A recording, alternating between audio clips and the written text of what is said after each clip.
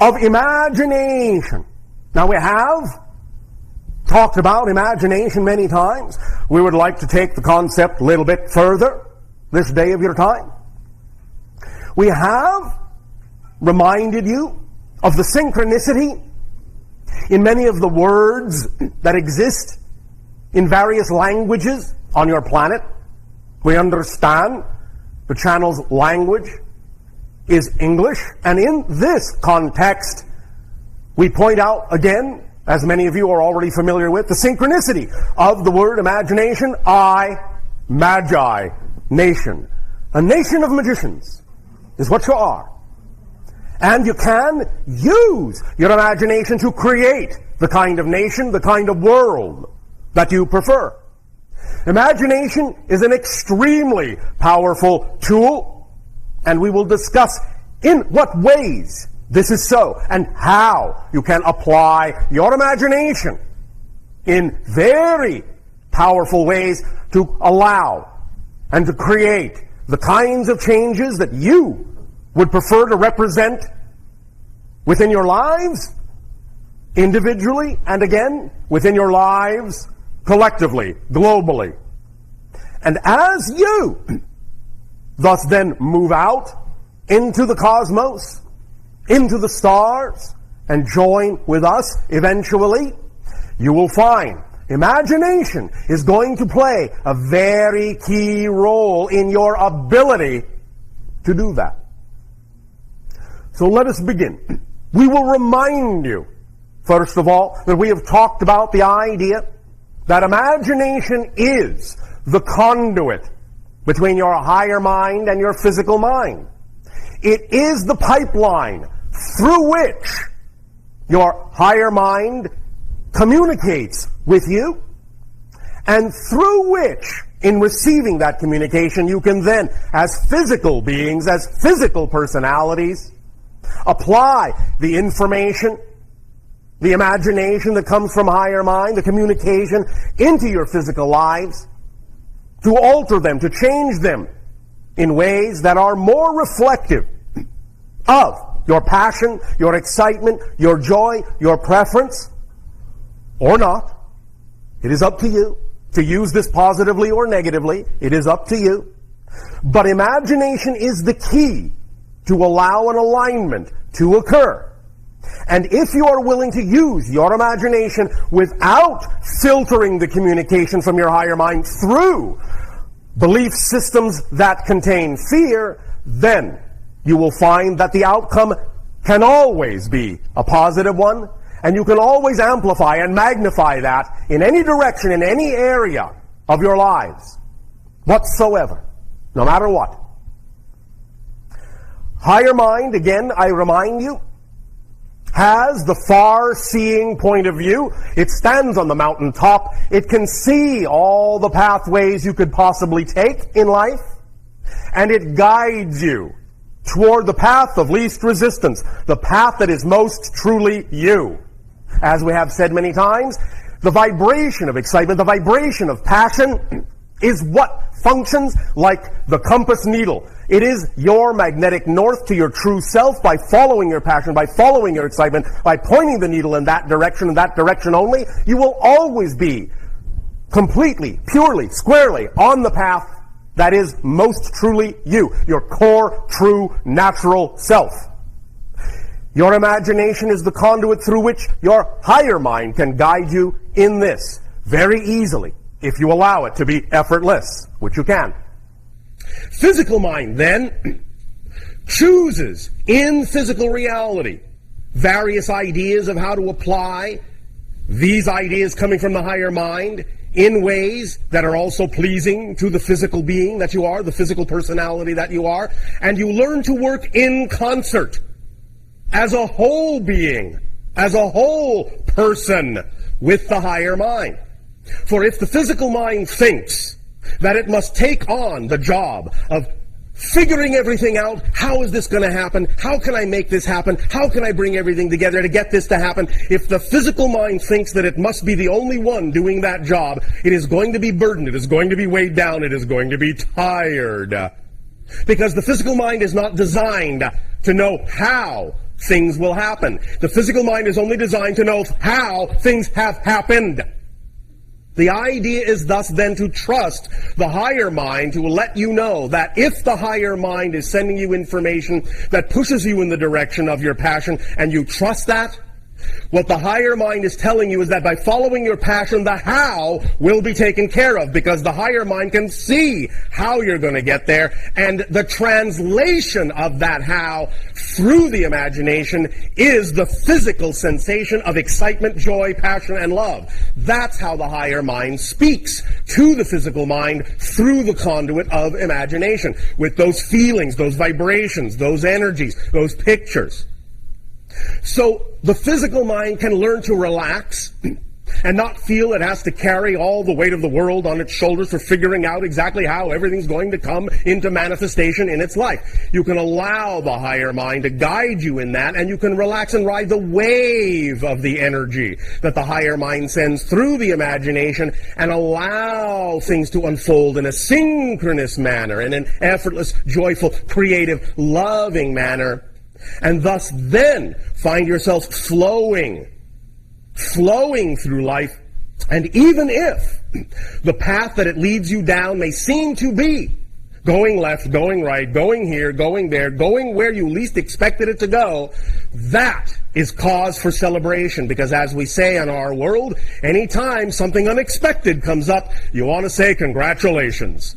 Now you know you're really following your joy and allowing your life to unfold synchronously in front of you without it being so planned out, so rigidized, so insisting that it must be one way or another.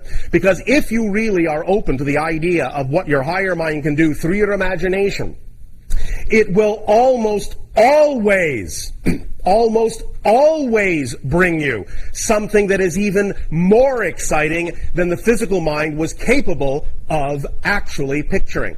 So when you insist that it must be a certain way, you're actually limiting the ways in which it could actually come to you that might even be more exciting than you are actually capable of imagining. But imagination can act as the guide, the initial visualization mechanism to at least give you a bearing, give you a heading.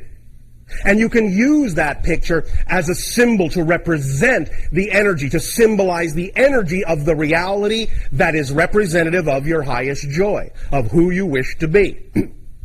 But if you rigidize that picture and insist that it must turn out that way, then you're actually fighting against the flow of your higher mind.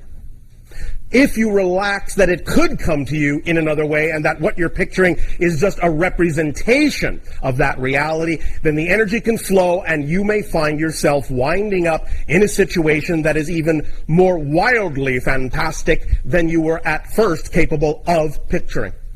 Now, here is something else that is very important to understand about what imagination is.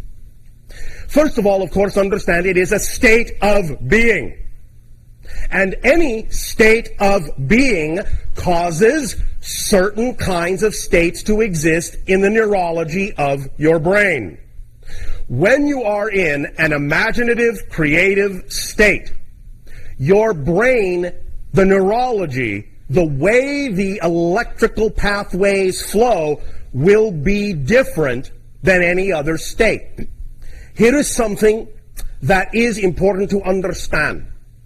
When you are born in physical reality, the first moment that you crystallize, shall we say, your spirit into the physical matrix, it crystallizes a kind of pattern within you that represents the idea of your soul agreement, your relationship to your higher self at that moment.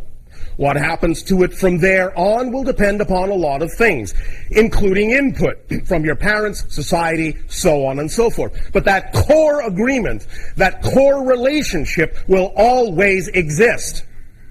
So when you go through life and you've lived several years and maybe you find yourself becoming in your older age a little bit confused, a little bit forgetful of where you're going, why you came here, so on and so forth, looking for your joy, looking for your passion, Going into the state where you allow yourself to communicate with higher mind through your imagination will actually always bring you back to your 0 moment agreement of when you were born. It will actually restructure the neurological pathways of the brain back to that childlike moment where anything is possible.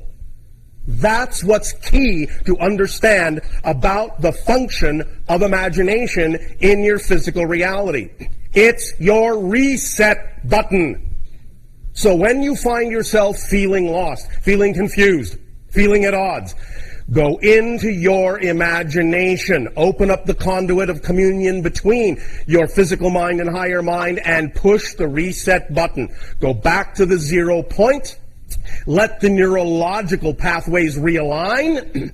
And then in that state, open up to the infinite possibilities and the choices you have made. And go forward from there afresh, anew, reinvigorated as a new persona. Because again, remember. When you make any change, you have made a total change. And that is what imagination allows you to do. Realign yourself in such a way in bringing yourself back to a kind of 0 point that you can then step out from there on any path you really so desire. That is representative of your highest passion. And know that when you do so, you really have cleaned the slate.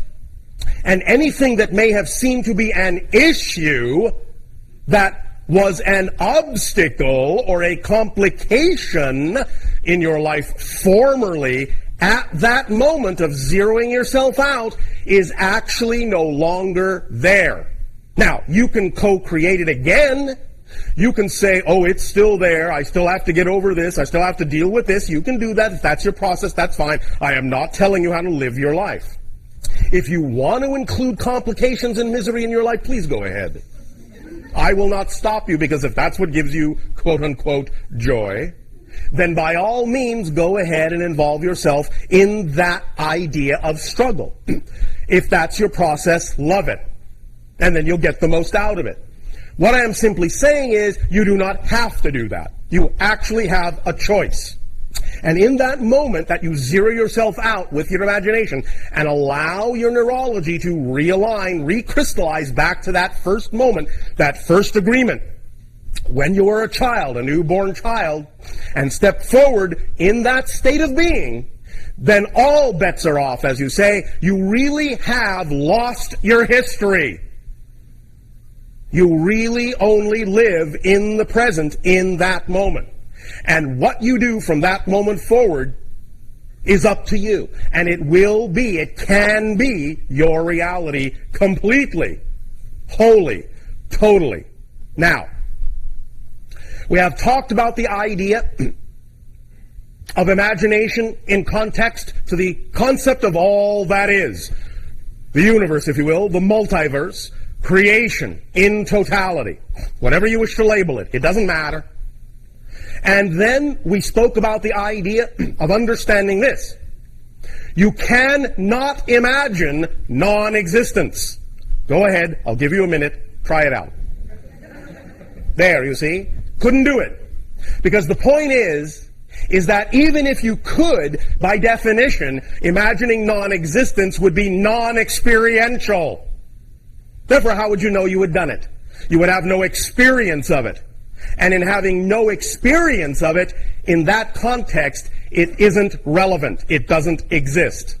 Therefore, conversely, anything, everything that you can imagine is somewhere, somewhen, somehow a reality, a real reality.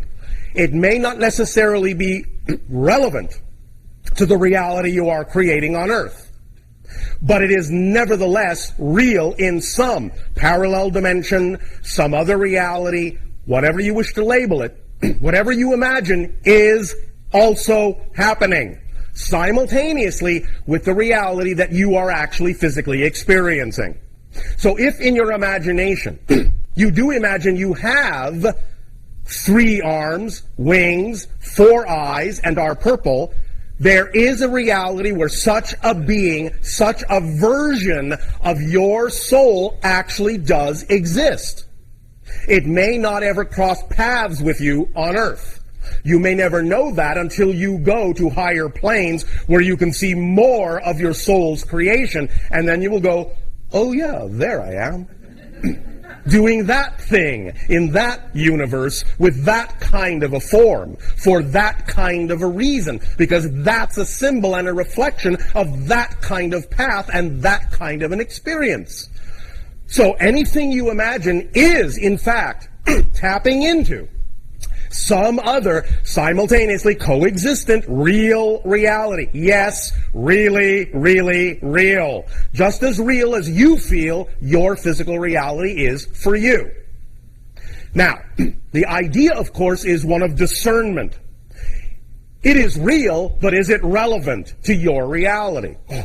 The idea of following your joy, following your passion, it's not to say you cannot create that here, but it is highly improbable, not impossible, but highly improbable based on the agreement you made to participate in the co-created mass consensus reality of Earth at this point in space-time, as you have created it. Strange things can happen on your planet, and strange things have and always will. And some of them are the confluence of someone actually fully letting go of any assumptions and expectations about what this reality has to be, opening the door a little wider than normal, and perhaps suddenly, there you go, something pops in that may not normally be relevant to your reality, and suddenly a legend is born, a myth is born. Oh, did you know there was such a creature, such a thing, such a happening? Well, those things do happen. They may pop in, they may pop out, and never be seen again. That doesn't mean they weren't real at that moment. It may have simply been only, in a sense, I'll put it this way, a momentary defocusing, a momentary relaxing of your agreement, but it also may be part of your agreement in the sense of presenting those kinds of ideas and realities to yourself so that you can play off them, reflect off them, and see how it might apply to some aspect of your agreement here in this reality. Nothing happens by accident. It can all be played off of. It's all an orchestration. All we are simply saying is, it's also a matter of discernment as to what works for you. And if you use your imagination in this way and apply these things in a manner that will work for you based on your understanding of your true self and the agreement that you made to be your true self in this particular modality, in this particular reality, then you can stay aligned and harmonious with your higher self and understand what it is you can achieve in this reality. You have far fewer limitations in this reality than you think, even within the parameters of the limitations you have imposed upon yourself for what is possible in this reality, or at least what is probable. The idea is that anything that represents your true joy, anything that represents your true self, your true passion, is manifestable. Is manifestable. But it is also about you paying attention to what is actually representative of your passion and not representative of your anxiety that is simply being called your passion. It requires discernment on your part to know whether you're coming from fear or true joy, and not labeling things that are representative of your fear as excitement when they actually in fact are not, but also vice versa. Not labeling your joy as a fear when it actually is representative of your true path. Because many people on your planet will stay away from the thing that really excites them the most because they have put a label of fear on it, or society has taught them to do so. This again is where your imagination can, in a sense, come to the rescue. Go back to your 0 point, press your reset button, and go, wait a minute. Who am I at the core? Who do I imagine myself to really be? What kind of person am I passionate about being? What kind of life am I passionate about living? In your imagination, you can see all those things, and that's why you have said many, many times what's important. Whether it becomes literally manifest as you see it in your imagination or not, what's important for communication and harmonization between the physical mind and higher mind is that when you do get a picture in your imagination of who you prefer to be, what you prefer to be doing, where you prefer to be doing it, how you prefer to be doing it, when you see that, all you really have to do is mimic it, mirror it, act it out as best as you can on all levels of your life. All you have to do is be like that person in your mind's eye. Do things the way he or she would do it. And then when you start doing things the way he or she would do it, you will change your vibration to the vibration that is representative of that life. And when you shift your vibration to the representation of that life, you will start to synchronistically have that life. All the things that are representative of what that you would have will come in. So that's how to use your imagination as an actual tool, an actual application tool. The idea being that when you open up to your imagination, you reset yourself, take yourself back to zero. Then you create the picture that is you, that you prefer to be. Then you act like it. You behave like it. And then you have 1, 2, 3, the whole manifestation process right there. 1, 2, 3. Let yourself reset using your imagination. Let yourself create using your imagination. Let yourself act it out using your imagination. And your imagination, thus then used in the 1, 2, 3 way, will allow you to become the magician that you are, and you will become a nation of magi. Do you understand this? All right. Now, we will, as this transmission goes on, of course, investigate some of these concepts a little bit more deeply and a little bit more personally as you engage us in questions and discussions. And just the thing to keep in mind while this is going on is that no matter how physical this interaction seems, it's also all happening in your imagination. Because remember, physical reality isn't by itself real, except the experience of it is. Physical reality and everything you experience in your life is created, whether you know it or not, whether you're conscious of it or not, through what you imagine your reality to be. Your beliefs, obviously, your definitions obviously play a part. Your emotions play a part. Your thoughts play a part. But it is your beliefs, your emotions, and your thoughts that all wrap together into the triangle of your personality prism, and once it locks together in that triangle is the template of the imagination that activates your reality. That's the conduit through which you send those beliefs, definitions, emotions, and thoughts up to the realm of the higher self, where manifestation is immediate and instantaneous, and energy is all pervasive.